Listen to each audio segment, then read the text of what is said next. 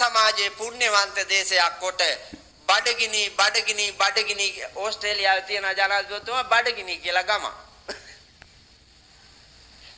ලංකාවේ උන් ගිහිල්ලා හිටියලුනේ අප්පා එකේ. ලංකාවේ උන් වැඩට ගිහිල්ලා ඉඳලා. අර සුදු ජාතිකයෝ එනකොට ඒකේ බලන්න හැමදාම මෙවුන් කියනවලු බඩගිනි කියලා. අර මිනිස්සු දන්නේ නැහැ බඩගිනි කියන්නේ මොකද්ද කියලා. ඊට පස්සේ ඒ අයට නමක් තිබ්බලු ඒ අය යම් බඩගිනි පොළට බලන්න කියලා. බඩගිනි වැඩ පොළට බලන්න යම් බඩගිනි වැඩ පොළට බලන්න යම් කියලා ගිහිල්ලා දැන් බඩගිනි ලොකු බෝඩ් එකක් තියෙනවා බඩගිනි කියලා. මම ඔයාලා බඩගිනි කියලා තියන්නේ කියලා.